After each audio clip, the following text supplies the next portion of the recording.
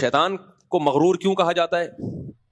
اس لیے کہ وہ دھوکے میں آ گیا اور کہنے لگا اے اللہ تو نے مجھے آگ سے بنایا اور اس کو مٹی سے. اب دھوکا کہاں سے ہو رہا ہے بھائی؟ تیری بات کا جواب تیری اسی بات میں موجود ہے کہ بنایا کس نے؟ اللہ نے. تو اللہ نے بنایا تو وہی اللہ تجھے کہہ رہا ہے نا سجدہ کر لے. خود سے تھوڑی بنائے تو. اگر آگ سے بننا کوئی نعمت ہے بالفرض تو یہ نعمت دی کس نے ہے؟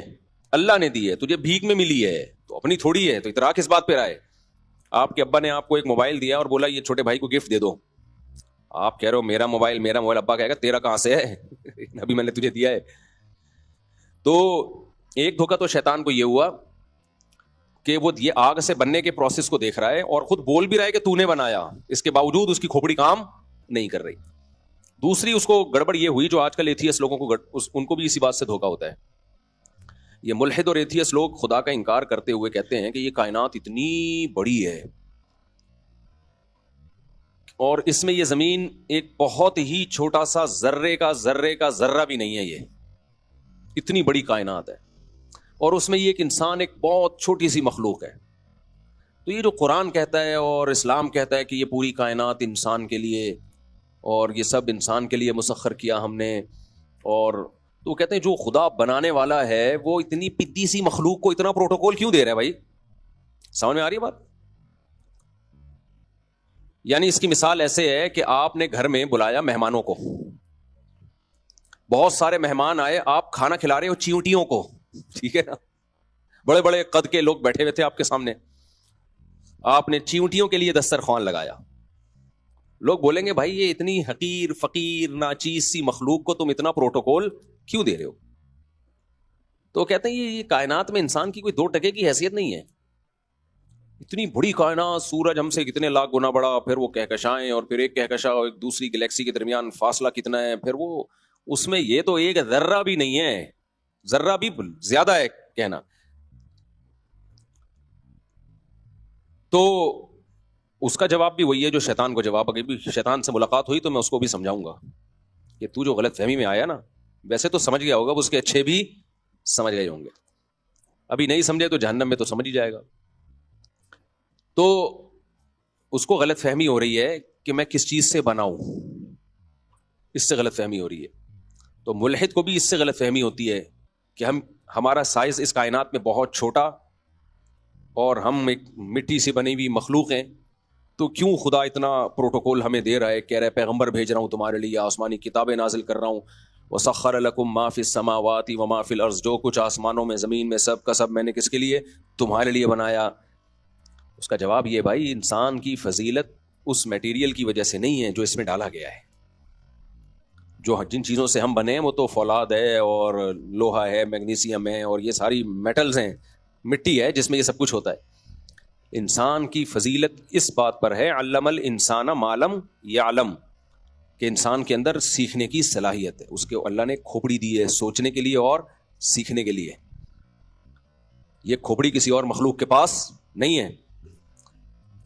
4-5 دن پہلے میں ایک ویڈیو دیکھ رہا تھا, تو وہ ویڈیو میں یہ بحث اٹھائی گئی تھی کہ وہ ایک کا انتقال ہو گیا نا, وہ اسٹیفن ہاک تھا, ابے انگریز جو اسٹیفن ہاکنگ, اس کی ویڈیو تھی. تو وہ بتا رہا تھا کہ اس کائنات کے بارے میں, تو اس پہ جو تبصرہ کرنے والا کر رہا تھا تبصرہ, کہ اس کا یہ کہنا ہے کہ یہ کہیں اور بھی مخلوق ہمیں تلاش کرنی چاہیے وغیرہ وغیرہ یا نہیں کرنی چاہیے. تو اس پہ ایک سوال کھڑا کیا تھا کہ اگر انسان کے علاوہ کہیں اور کوئی مخلوق نہیں ہے اور انسان کوئی زمین پہ پلینٹ ارتھ پہ کوئی حادثہ ہوتا ہے اور انسان مر گیا, تو اتنی بڑی اور اتنی خوبصورت کائنات یہ پھر کس کے لیے ہے؟ سوال سمجھ میں آ رہا ہے؟ یعنی اتنی عجیب و غریب کائنات کو سمجھنے والا, اس میں غور کرنے والا, ہم جب دیکھتے ہیں کائنات کی وسعتوں کو کہ سورج میں کتنے ہائیڈروجن بم کے دھماکے ہو رہے ہیں اور کتنے عجیب و غریب اللہ نے اس کو بنایا, تو گدھا سمجھے گا ان چیزوں کو؟ بولو, شیر سمجھے گا؟ مصنوعات دیکھ کے کوئی تعریف کرنے والا اگر نہ ہو تو بنانے والے کو کس کے لیے بنائے گا پھر وہ؟ یار کسی کمپنی نے بہت خوبصورت پروڈکٹ بنائی, بہت زبردست بنائی, اور وہ لانچ کر ہی نہیں رہی, اس کو مارکیٹ میں لا ہی نہیں رہی ہے. اس کو تہخانے گاڑی بنائی جاپان نے کوئی بہت ہی زبردست, اور گاڑی کو تہخانے میں بند کر کے لاک کر دیا, اور کہا قیامت تک اس کو کوئی نہیں دیکھے گا. وہ گاڑی ایسی شاندار بنائی کہ وہ یوں سمجھے کہ وہ گاڑی بھی ہے, جہاز بھی ہے, اور بہت ہی کوئی نئی چیز بنائی انہوں نے بڑی محنت سے, اربوں خربوں روپے لگا کے, اور بنانے کے بعد اس کو زیر زمین بند کر دیا. اب لوگ کہہ رہے ہیں بھائی دکھاؤ تو صحیح پبلک کو, لوگ کہیں یار جاپان ہے, تو وہ کہیں نہیں یار ہم نے کسی کو نہیں دکھانی, نظر لگ جائے گی اس کو, ہم اس کو اب قیامت تک بند کر کے رکھیں گے. تو یہ بیکار کوشش ہوئی کہ نہیں ہوئی؟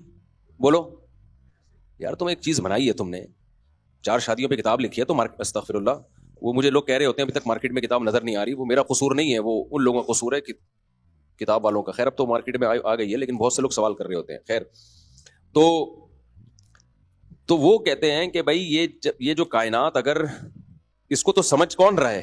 انسان نا. اتنا تو ہر بچے سے بچہ بھی سمجھ رہا ہے, جب وہ یہ ویڈیوز دیکھتا ہے تو کہتا ہے یار کیا بنایا ہے خدا نے. تو کہتے ہیں یہ اتنی عجیب و غریب کائنات, اگر اس میں انسان مر گیا تو نہ تو اس کو کوئی سمجھنے والا رہے گا, نہ اس پہ کوئی تعریف کرنے والا رہے گا. خدا کی تعریف نہیں کرتے تو کائنات کی تو کر دیتے ہیں نا, جو ملحد لوگ ہیں, ایتھیسٹ لوگ ہیں, کہ یار بڑی عجیب ہے یہ. تو اس سے پتہ چلتا ہے کہ اس کائنات کو سمجھنے کے لیے, غور و فکر کرنے کے لیے, ترقی کرنے کے لیے, یا غور و فکر کر کے بنانے والے کی تعریف کرنے کے لیے, یہ مخلوق صرف اور صرف یہ کون سی مخلوق ہے؟ انسان ہے, جو دیکھتا ہے حیران ہوتا ہے.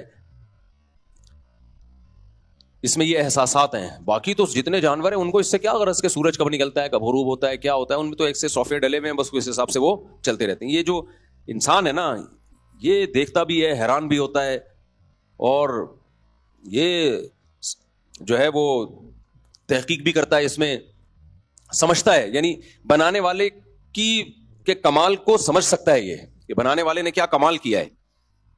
اس میں یہ صلاحیت ہے کہ یہ بنانے والے کا انکار بھی کر سکتا ہے اور اقرار بھی کر سکتا ہے.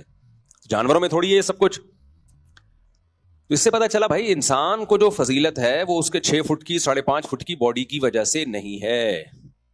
اگر باڈی کو آپ دیکھتے ہو تو پھر انسان کی واقعی 2% بھی زیادہ بول دیے, 0.5% کی بھی ویلیو نہیں ہے اس کی, بلکہ ٹکے کی ویلیو اس سے زیادہ ہے. سمجھ رہے کہ نہیں سمجھ رہے؟ تو انسان کو جو اللہ نے فضیلت دی ہے وہ کس کی بیس پہ؟ کھوپڑی. جو کھوپڑی انسان کے پاس ہے وہ کسی مخلوق کے پاس نہیں ہے, وہ جنات کے پاس بھی نہیں ہے. ابھی جنات میں نے نہیں سنا کوئی بڑا سائنٹسٹ گزرا ہو, سنا آپ لوگوں نے؟ جنات میں جتنے بھی بڑے بڑے شخصیات ہوتی ہیں نا, ان کے نام کے ساتھ سر نیم شیطان ہوتا ہے. سر نیم کیا ہوتا ہے؟ شیطان. تو وہ ایک آئے تھے نا, ابھی ایک نئی فلم آئی ہے مارکیٹ میں, وہ کہہ رہے تھے جنات جو ہے نا, جس پہ جن چڑھا ہوا ہو, ٹی وی میں ایک فلم آئی ہے آج کل, رمضان میں زیادہ چلتی ہے وہ فلم. تو کہہ رہے تھے کہ جب کوئی آپ کے پاس آئے نا اور یوں کر کے پلک نہ جھپک رہا ہو تو سمجھ لو یہ کیا ہے؟ جن کا بچہ ہے. اور بھی کچھ انہوں نے رپورٹیں پیش کی ہیں, تو میں نے دیکھا تو مجھے وہی بندہ لگ رہا تھا کہ یار کچھ اس میں زیادہ علامتیں یہ پائی جاتی ہیں. خیر وہی جو روئے تھے بہت زیادہ بھائی, وہ ماں کے غم میں روئے تھے, تو اینکر کہہ رہا تھا مت رو, میری ہنسی نکل رہی ہے, بہت مشکل سے میں نے برداشت کیا ہوا ہے.